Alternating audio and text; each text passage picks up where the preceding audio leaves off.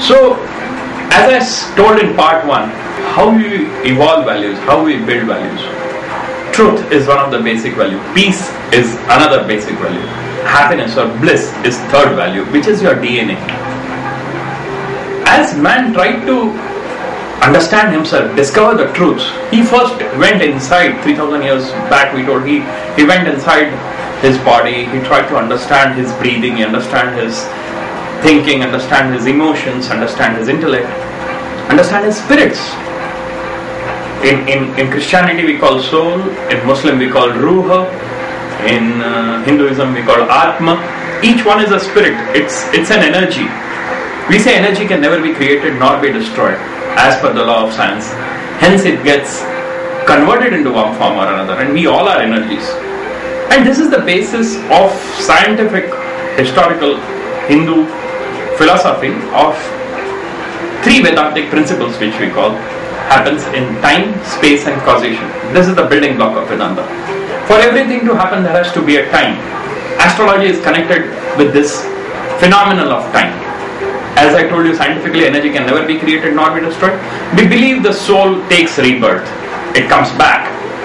And the journey, what we are trying to achieve, is that we have come from animal kingdom, evolved to human level. We have to reach the God level, Devaki. We have to become good human beings.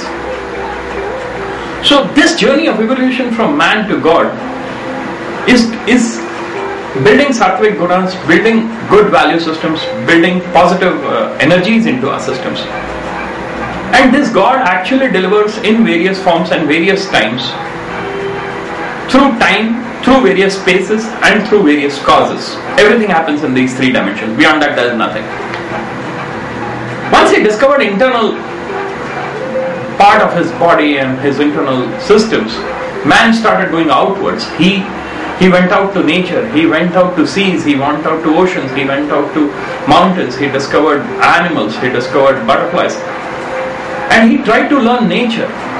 And then comes the Sankhya Yoga, which we call the Purusha and the Prakriti. Purusha in Sanskrit means action. It's something positive, something motionless, something creative. Is Purushartha we call. It's not pure work, it's Purushartha. It's the deed. And second is Prakriti, which is your nature. We have people who are angry, we have people who are calm, we have people very energetic, we have people very enthusiastic. That's your nature, that's your DNA again. And there are 2 aspects to humankind. It's Kshar and Akshara. Kshar, which is destructible, the physical portion of the body is destructible. A body has 5 layers, the physical layer, the lowest layer, the creative layer, the Manaushya, which we call the mind which has been created, intellectual layer, the intellect, the wisdom, the huge brain which we bring, heart with 4 chambers, emotional layer, and below, embedded in the heart is the spirit, the spiritual layer. We break through and evolve through these layers to grow in life. So physical layer is destructible, Kshara and Akshara. Kshara is destructible, some portions are destructible. In our lives we create, we destruct, we preserve. These are 3 stages of life: creation, preservation and destruction. It's cyclic, we audit and remove in our life, get new things in life. And Akshara is complete, we are complete. We need not go outside to search something. But our wishes, our thoughts make us feel incomplete. And when we feel incomplete, we run out for Trishna, the thirst, try to quench that. And that typically is basically 4 yogas we get, 4 opportunities we get when we get this thirst. Karma Yoga, which is your action, Bhakti Yoga, which is your devotion and love, Gnana Yoga, which is your knowledge and discovery of truth, and 4 is Raj Yoga, which is meditation and physical fitness. Karma Yoga typically deals in action, your work, to your business, to your family members, to your studies, through your children, through your society. You work, you deposit karmic actions, and then you get returns. You give actions and there is a reaction. Keep on doing good actions, the reactions will follow over a period of time. One of the classic stotras we typically call is Karamanya Vadhikaraste Mafaleshu Kadachana Ma karma phal hetu burma te sadgo sattva karmani. In traditional English is, you do your duties with religious sincerity, passion and devotion, without expectations of fruits and end results. But having said that, if you don't get your fruits and end results, please continue your duties and actions with same enthusiasm, action and passion. Sooner or later results will follow. And another we call is Nishkam, Niswarth, Anandamay Karma Yoga. Nishkam, without attachment. Niswarth, without any personal involvement. And Anandamay, with joy you do your duties. That's the essence of our life. And if you want to do good work, if you want to do good actions, if you want to do good deeds, how will you do good deeds? Unless you believe you are good, and belief system comes from your mind and from your heart. I believe I'm good. I believe I'm better than my friend. I believe I'm better than my boss. That's your belief system, which makes you do good work. There's a saying, you sow a thought, you reap a action. You sow a action, you reap a habit. Sow a habit, reap a character. Sow a character, you reap your destiny, your luck, your divine. And sow a destiny, again you get back to your action. Again you reach a higher level and higher vision and go bigger work. And once this action and higher action and you grow in life, comes the base of that action is your devotion, your love, unflinching, unquestionable love. A classic saint of 15th century, Sant Kabir, has mentioned in two beautiful lines of this Bhakti Yoga is, Pothi par par jag bhayo, pandit na banyo koi, dhai akshar prema ka pade so pandit hoi.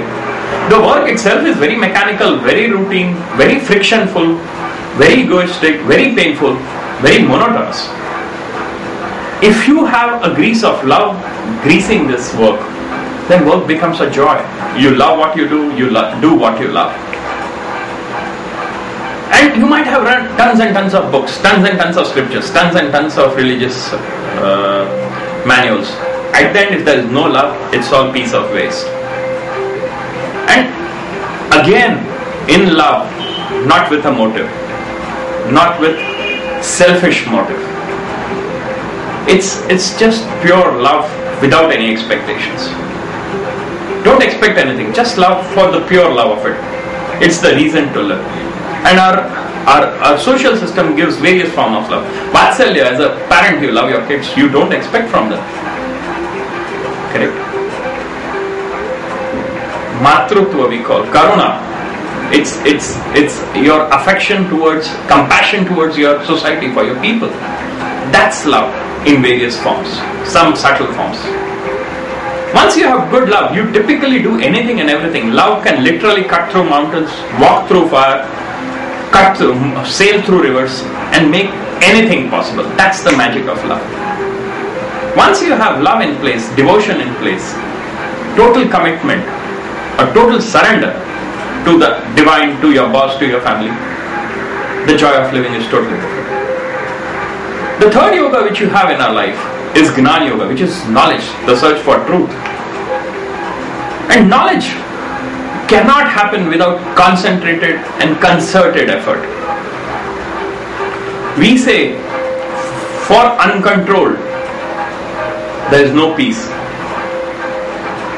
Mind, when runs after rowing senses, takes away its capacity to understand things.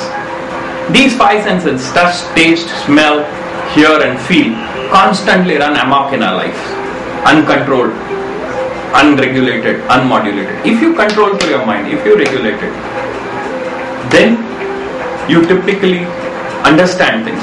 Once you understand things, if you don't understand things, you become unpeaceful. Because if that mind is uncontrolled, you become unpeaceful. And when you are unpeaceful, how can you be happy?